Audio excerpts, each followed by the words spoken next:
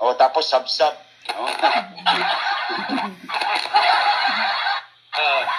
Okay. Yung meron tayong mga nakaset na mga questions. No? I know na talaga. Sige, I'll try to kasi I have a 5 o'clock meeting. Sige, I'll try to answer as many as possible. O, para naman na maliwanagan ang ating mga kababayan dyan sa Australia. No? Opo. Okay. Unahin na natin, no? I-shoot natin ang first question. Alam niyo, hindi lang kumbel ito. Statewide po buong Australia pong ginawa natin. Ang unang question ay mula sa ating ako pong radio announcer din po, no? Yorme. May live kayo? Sa Perth, Western Australia. Ang Perth kasi kami meron. At sabay lang oras sa Pilipinas. Ako, marami po kami dito. Sa Perth. Sa Perth, marami ginto. Tama. Dito sa Pilipinas, nawala yung ginto.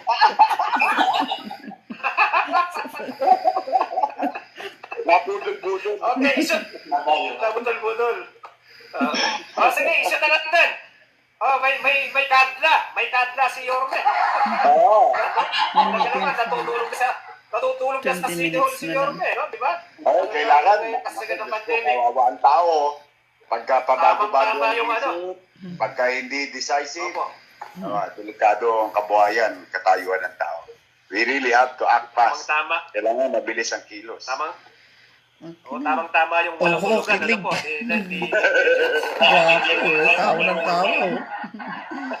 Okay, yung isa natin ang first. Kasi marami mo nag-iinay sa inyo. Marami kang fans dito, Yorme. Kasi 2 taon lang yung pinopromote dito sa Pinoy ako, Pinoy tayo. Alright, no? O shoot na natin. Eddie Matuto ng radyo natin, Bert. Go ahead. Eddie Matuto, tubong Punta Santa Ana, Laking Maynila. Batang Maynila. Batang Maynila to, Yorme. And also, I'm one of the organizer nung hindi ka pa tatakbo, hindi mo pa pinaplanong tatakbo ka bilang presidente, ay nag-organize na ako rito ng Isko Yorme for President in Western Australia. At the moment, 400 members. Western Australia. At ang kasama ko nag-organize ito si Pritzi Alcantara, kaklase mo siya. Oo. Thank you sa inyo. Sabi mo, thank you. Sa lahat ng membro. Ang bilis. Yorme, ang bilis talaga. Yun mo, kailan lang yun, 400 members namin. 390, but I consider it 400 already. At dami pa yan. Dahil sa ngayon, makikita ka at ika nga, mabibigyan ka ng pansin, lalong susuporta sa kandidatura mo. May awan Diyos. May awan Diyos. Ngayon, Yorme, meron akong question. I'm concerned about the overseas Filipino workers na ating mga kabayan. There are 10 million Filipino working abroad, making the Philippines one of the biggest export countries of labor. Ngayon, Yorme, overseas Filipino workers have been hailed by the Philippines as a hero. That's what they're saying. Ang ating mga overseas workers are heroes. Ngayon, Yorme, ating mga overseas worker ay still experiencing high placement fees that always been collected from the applicant. And we know about that one. Most of the times, ito pa rin ang problema nila, unable to get help from the consular and embassy officers. Another one, experiencing abuse of their employer. And also, this is another thing that we need to consider, lack of enforcement of an existing government laws that set the standard in regards to their wages. These are only some of the problems that been encountered by our fellow kababayan working abroad. If you become a president of the Philippines, what will be your plan or program to improve the services of our fellow kababayan working abroad? Well, thank you. No? Ang unang-una siguro, dapat improve natin yung pag-appoint ng polo. No? Kasi napapansin ko, yung mga appointee ng presidente sa polo, turista. Yes. No? Ang unang inaalam magkano allowance ko, o saan tayo papasyal, saan tayo pupunta. The technical description of polo is supposed to be addressing our labor force on the host country.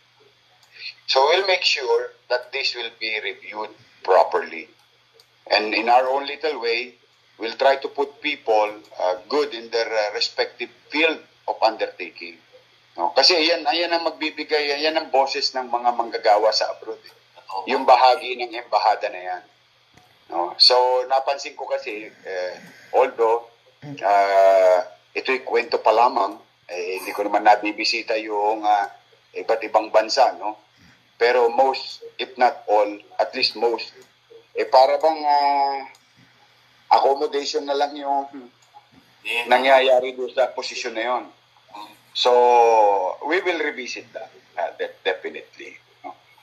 To really have an ear and voice for our OFW. Kasi parang nagkaroon ng bad perennial habit na naging accommodation na nga lang yung posisyon na yun. So, that's one. No? All other things, we'll try to make senses with the host country, with their laws and our laws. Kasi naman, tayo naman may mga kanya-kanyang agreement bilang mga bansa. That's why they allowed our fellow Filipino to work there. But, we're human beings. While we serve them, we should be treated as human beings. And as much as possible, as fair, as much as possible. So, we'll make sure kung paano tinatrato ng Estados Unidos ang kanilang mga mamamayan. Minsan nga, patay na, kinukuha pa ng Amerika. Because that's how they protect every citizen of their country in the world. No?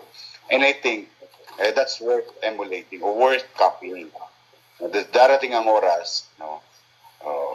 Meron namang gobyerno, may poder na gobyerno na lilingon sa bawat